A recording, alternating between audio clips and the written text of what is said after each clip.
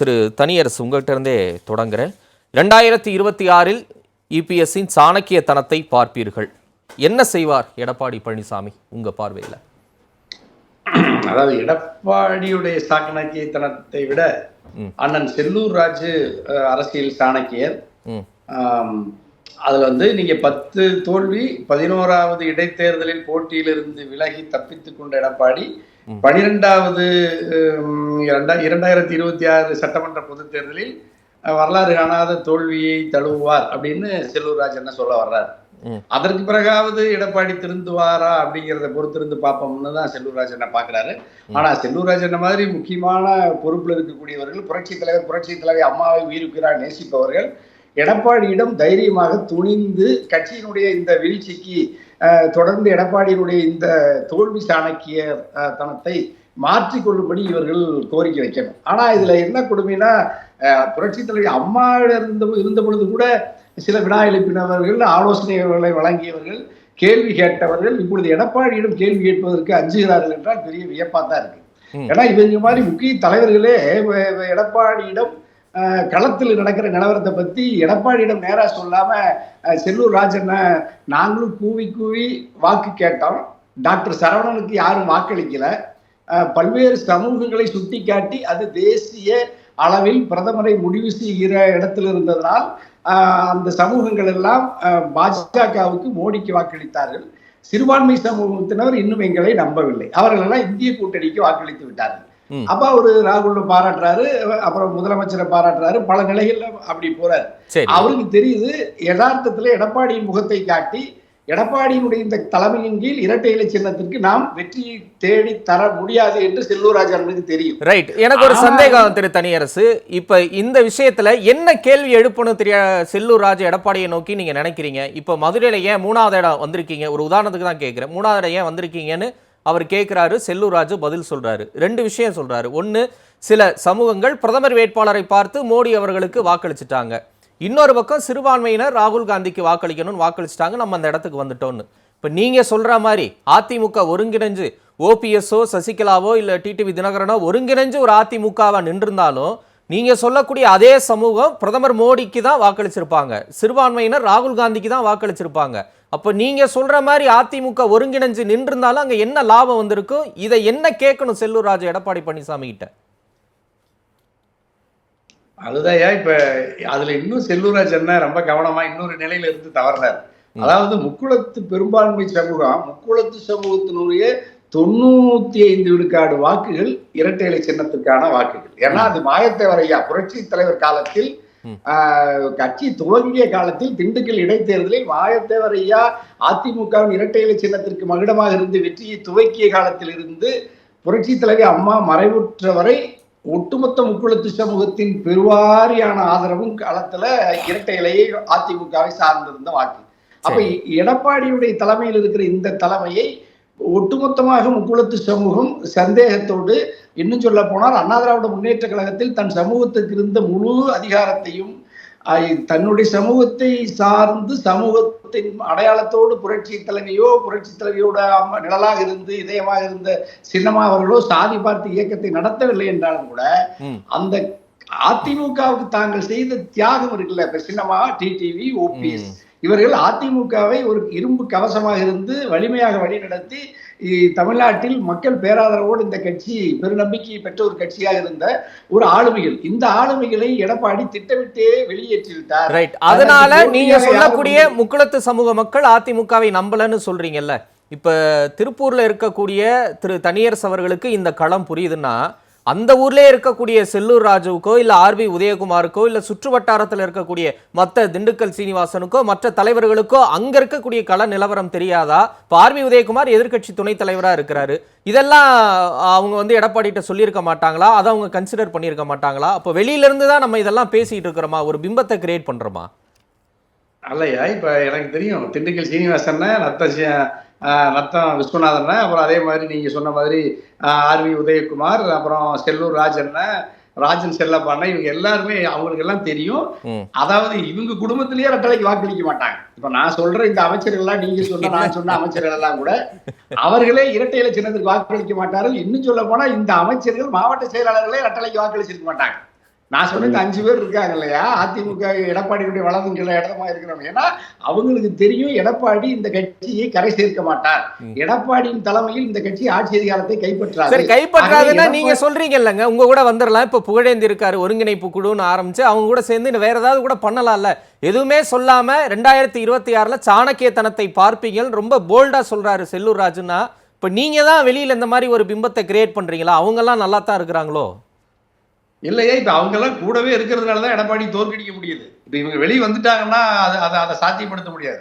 ஆகவே எடப்பாடி சுற்றி நின்று எடப்பாடியை தொடர்ந்து தோல்வியுறை செய்வதற்கு அவர்கள் அங்கு இரும்பு கவசமாக இருந்து வெற்றியை அடைய முடியாமல் தொடர்ந்து எடப்பாடியை தோற்கடிப்பதில் அங்கு அவங்க வந்து தீவிரமா இருக்கிறதுனாலதான் நாங்களே அவங்களை அங்க அனுமதிச்சிருக்கிறோம். மக்கள் அப்படித்தானே வாக்களிக்கிறாங்க. இப்ப நீங்க அங்க திண்டுக்கல் சீனிவாசன் சொல்லியோ, நத்த விஸ்வநாதன் சொல்லியோ, செல்லூர் ராஜன் சொல்லி அவரே சொல்றாருல, நாங்க கூவி கூவி வேகாத வெயில்ல போய் எல்லா கட்சியினுடைய திட்டங்களை சொல்லி பார்த்தோம், யாருமே எங்களுக்கு வாக்களிக்கலன்னு சொல்றாரு. ஏன் அப்படி சொல்றாரு? அவருக்கு தெரியும். நீங்க சொன்ன மாதிரி அவங்களுக்கு தெரியாம இல்ல, தெரியும்.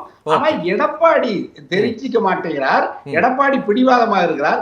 எடப்பாடியின் பிடிவாதத்தை தகர்ப்பதற்கு, எடப்பாடியுடைய அந்த இருமாப்பை, எடப்பாடியுடைய அந்த பிடிவாதத்தை தகர்ப்பதற்கு தொடர்ந்து தோல்விக்கு மேல் தோல்வியை தருகிறார்கள். அந்த 26 தோல்வியை ருசித்த பின் தான் எடப்பாடி திருந்துவார் என்றால், அந்த தோல்விக்கும் தயாராக நாங்க வந்து பரிசீலிப்பதற்கு தயாரா இருக்கிறோம்னு தான் செல்லூர் ராஜன் சொல்றார். அதைத்தான் 12வது தோல்விக்கு எடப்பாடியுடைய சாணக்கியத்தனம் ஒரு சான்றாகும்னு ஒரு கேலியா செல்லூர் ராஜன் சொல்லியிருக்காருன்னு நான் பாக்குறேன். சரி திரு அதான் ஐயா தமிழியா சுருக்கம். இல்ல இப்ப இங்க மணிகண்டன் மாதிரி இருக்கிறவங்க பல அரசியல் களங்கள்ல பயிற்சியும் அனுபவம் பெற்றவங்க, இவர்கள்லாம் எடப்பாடியிடம் தோல்வி குறித்து உண்மையான இதை தைரியமா சொல்லி கட்சியை வலிமைப்படுத்துவதற்கு ஆலோசனை சொல்வதற்கு மாறா எத்தனை தோல்வி அடைந்தாலும் ஐயா நீங்க தான் பெரிய ராஜதந்திரி சாணக்கியர் இப்படியே பக்கத்துல இருந்து முழக்கமிட்டாங்கன்னா எடப்பாடி எப்ப திருந்துறது?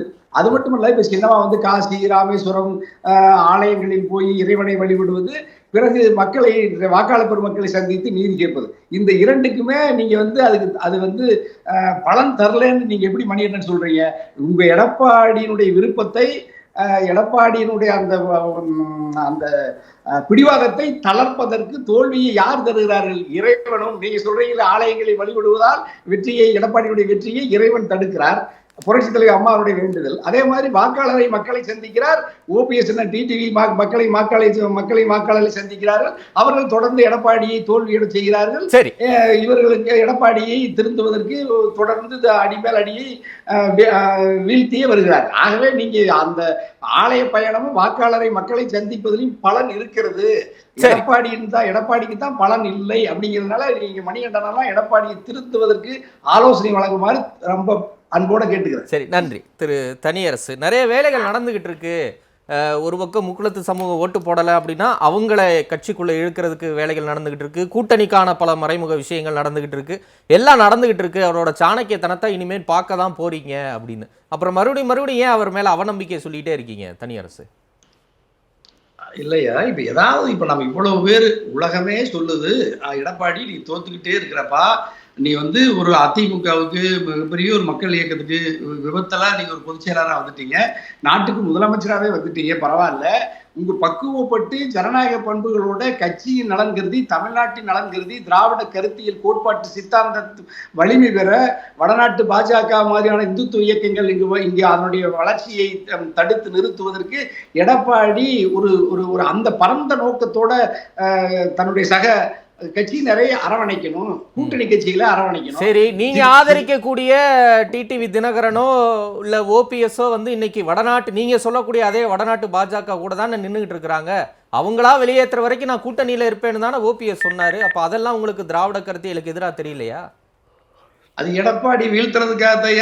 அப்ப அது மட்டும் ஒரு ஸ்ட்ராட்டஜி இல்லைங்க. நான் என்ன கேட்கிறேன், எடப்பாடி பழனிசாமி சுயநலத்தால இந்த கட்சியை அழிக்கிறார் அப்படின்னு சொல்றீங்க. அது ஒரு விதத்துல லாஜிக்கலா கரெக்ட்னா, அப்ப சுயநலத்தால எடப்பாடி பழனிசாமி அடிக்கணுங்கிற ஒரே காரணத்துக்காக, அரசியல் ரீதியா அவரை வந்து காணாம செய்யணுங்கிற ஒரே காரணத்துக்காக திராவிட கருத்தியலை விட்டுட்டு பாஜக பக்கம் போய் இவங்க நிக்கிறாங்களே, அப்ப இது சுயநலம் இல்லையா?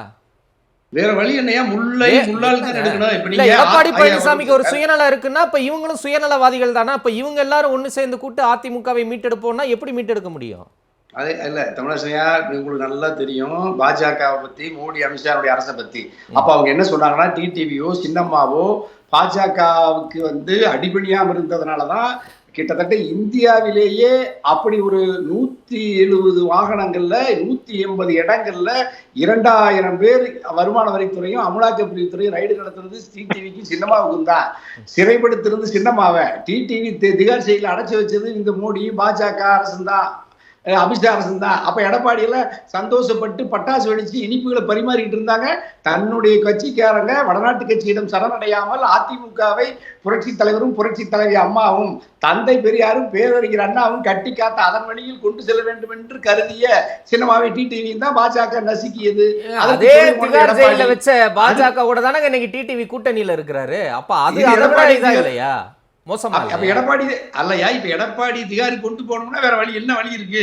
இப்ப நீங்க எடப்பாடியை கொஞ்சம் கொஞ்சமா நகர்த்தி அங்க கொண்டுட்டு போகணும்னா நீங்க பாஜகவோட தயவு இல்லாம, அமித்ஷா தயவு இல்லாம, மோடி தயவு இல்லாம நீங்க இங்க எங்க அப்போ உங்களுக்கு கட்சியை காப்பாத்தணுங்கிறது நோக்கம் இல்ல, எடப்பாடியை திகார கொண்டு போகணுங்கிறதா நோக்கம்.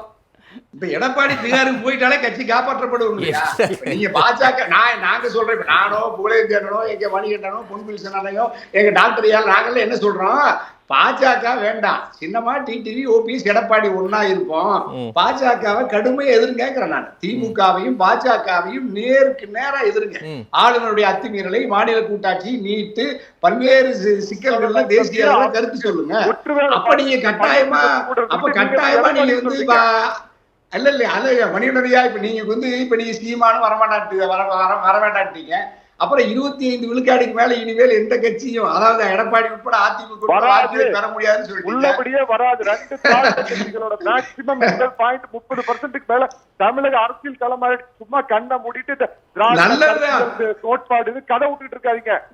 திராவிட கருத்தியல் கோட்பாடுன்னு கதை விட்டுக்கிட்டு இருக்காதீங்கன்னு சொல்றீங்க. இல்ல திரு மணிகண்டன், நீங்க அதிமுக ஆதரவாளர் தான். இல்ல எனக்கு புரியல. இல்ல மணிகண்டன் ஒரே நிமிஷம். மணிகண்டன் திராவிட கருத்தியல் கோட்பாடெல்லாம் பேசிக்கிட்டு இருந்தா வேலைக்கு ஆகாதுன்னு சொல்றீங்க. நீங்க ஆதரிக்கிறது எடப்பாடி பழனிசாமி, அவர் அண்ணா திராவிட முன்னேற்ற கழகத்துடைய பொதுச் செயலாளர். என்ன சொல்ல வரீங்க நீங்க? நான் என்ன சொல்ல வரேன்னாங்க, இனிமேல் களம் மாறிவிட்டது. கடந்த 10 ஆண்டுகளுக்கு முன்னாடி மாதிரி இல்ல, அத நான் ஸ்ட்ரைட்டா கேக்குறேன். களம் மாறிடுச்சு, திராவிட கொள்கைகள் கோட்பாடுகள்ல இருந்து வெளியே வரணும் அதிமுக வந்துகிட்டு இருக்குன்னு சொல்ல வரீங்களான்னு கேக்குறேன். சொல்ல தமிழரசன், நான் சொல்றதுல நீங்க வேற அர்த்தம் எடுக்க. நான் என்ன சொல்றேன்னா, 25-30% தான் இனிமேல் 2 கட்சியில ஒரு கட்சி அதிகபட்சமா வாக்கு வாங்க முடியும். 2 பேர் வாக்கை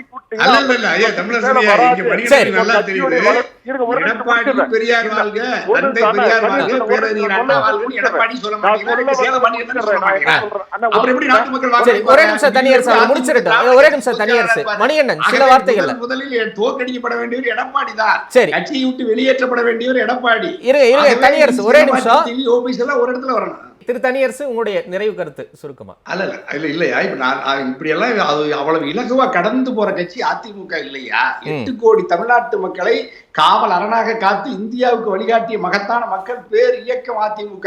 அது தந்தை பெரியாரும் பேரறிஞர் அண்ணாவும் புரட்சி தலைவர் புரட்சி தலைவி அம்மாவும் அடிப்படை திராவிட கருத்தியலில் இருந்து சில சமரசங்களோடு அடிப்படை கோட்பாட்டை பற்றி நின்று இந்த தமிழ்நாட்டை காப்பாற்றினார்கள், மக்களை காப்பாற்றினார்கள், உலகத்திற்கு வழிகாட்டியாக இருந்தாங்க. அதுலதான் இப்ப இன்னைக்கு திமுக ஆட்சியோட அப்படித்தான் நடக்குது. இன்னைக்கு கனடா வரைக்கும் காலை உணவு திட்டத்தை கொண்டு செல்கிறார்கள் என்றால், பெருந்தலைவர் காமராஜர் தந்த மதிய உணவு திட்டத்தை சத்துணவு திட்டமாக தந்து கல்வியை உலகத்திற்கு வழிகாட்டிய மகத்தான இயக்க அதிமுக. ஆகவே எடப்பாடி இந்த திராவிட கருத்தியலோடு சித்தாந்த வலிமையோடு களத்துக்கு வரணும். இல்லைன்னா நீங்க சின்னமா டிடிவி ஓபிஎஸ் இணையாமல் டாக்டரியா சொன்ன மாதிரி, புகழேந்திரன் சொன்ன மாதிரி ஒரு காலம் அதிமுகவால், குறிப்பா 2026 எங்க செல்லூர் ராஜன் அல்ல 1 லட்சம் செல்லூர் ராஜன் சொன்னால் இது எடப்பாடியுடைய சாணக்கியத்தனம் பலிக்காது. 2026 வெற்றி பெற முடியாது. நன்றி.